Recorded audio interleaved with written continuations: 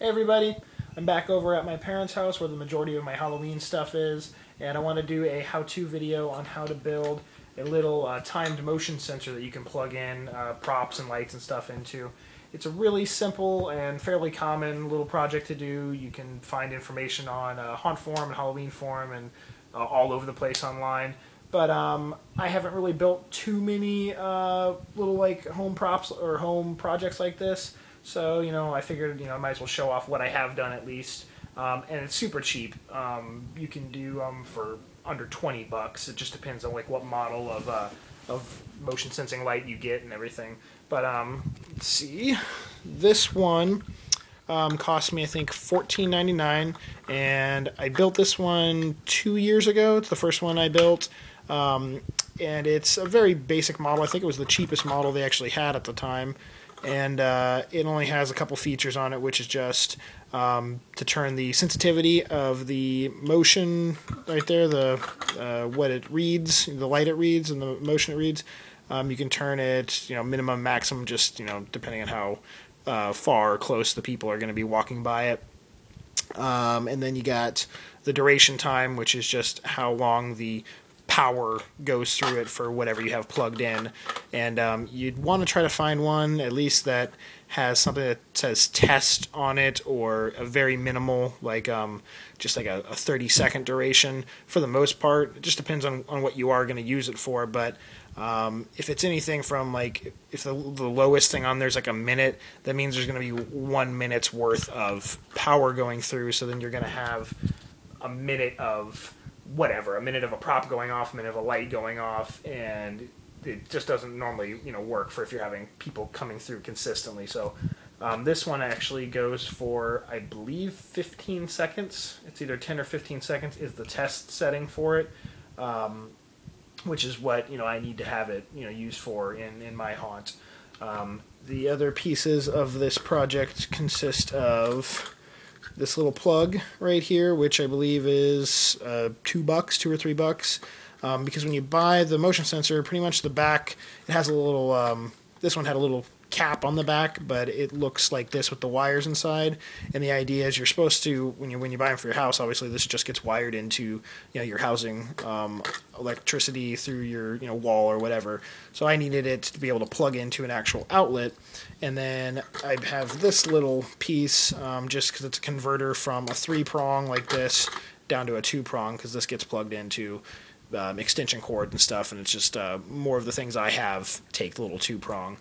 The only other things I bought that are on here that don't come with it are inside. You get the little socket adapters, and they just screw right into where the light bulbs go, and then you have the option to plug whatever you want, right directly into the fixture. Those, I think, cost also a couple dollars, maybe 99 cents each or something like that. So under 20 bucks for this one I built, before tax. But so very, very cheap, and it's not much work. I mean, I know I'm still, technically, skittish when it comes to doing stuff, electricity and building things. I was hesitant for many years, and I started doing paper mache props and stuff, and I was like, well, I'll try doing motion and that kind of stuff later on with motors or whatever.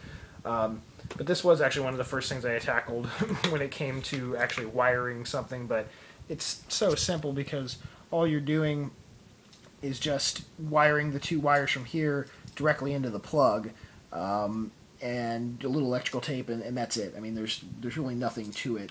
There's no soldering, there's no extra work going on there. So anyone should basically be able to do it. You just be careful and make sure you're tighten everything up, or you don't have any loose wires hanging out anywhere.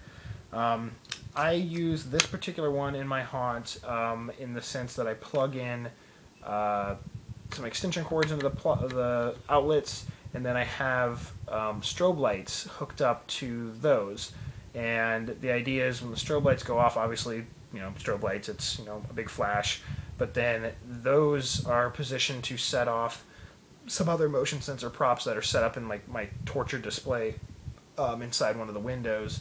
And it's just better because the props themselves aren't constantly going off by having the strobe lights on at all times. it creates a startle scare by having everything just go off all at once like that.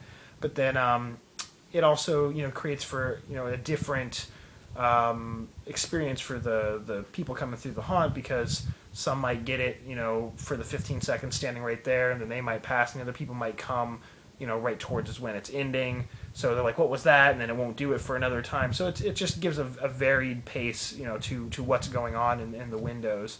My other one I have that I built is hooked up to some motor boxes that I have. One of them is set up to shake some tree branches that you walk underneath, and the idea is it shakes them for like 10 seconds or whatever, and just as another startle scare. And then there's a motor box that's hooked up to where I have all these vines set up, and there's a little sound box in the vines that just creates like some growling and some screaming and stuff. So I am so happy that I found, I forgot where I actually saw how to do the original place how to do these, but I thought when I went to Home Depot and I found these pieces, I was like, wow, did I just come up with something great? And I didn't really know that it was a widely spread thing that a lot of people are doing. And of course, on the internet, everyone knows how to do everything. So I thought I was a little bit smarter than apparently I really was, or clever than I really was. But it's still just a really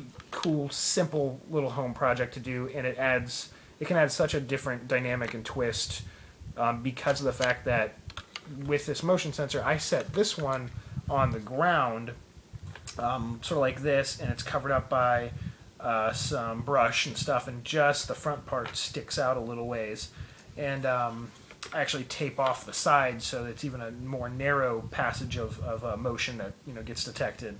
And it's set up quite a ways away from where the window is, so you actually kind of get just a wider range of an action going on. So they're not just seeing it as they pass by; they're actually getting to see it going off as they're coming up to it. And with a 50-foot extension cord, the applications of this are endless. For you could have it out by technically the street and have it when someone passes by, have stuff go off up in a window or up by the front door or something like that, just to kind of create a pre-scare almost, I guess you could say.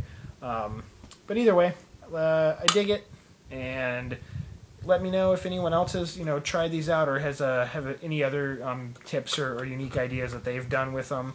And if you haven't, give it a try. I mean, $20, like I said. And shit, you could probably find even cheaper. I mean, I just went to Home Depot and, bought what I needed off the shelf, but I'm sure you could, scrounge up some of these parts, around the house, or even find maybe one of these, in a like a restore or whatever. I believe, Steve's Haunted Yard had, gone to a restore recently, and I could easily imagine a lot of stuff like this being at a restore, probably for like $2 or whatever. But either way, you guys, I hope you enjoyed and have a great week, because this is going to be up now on late Sunday night, so it'll be Monday, so that sucks. But either way, have a good week, and I'll talk to you guys later. Peace.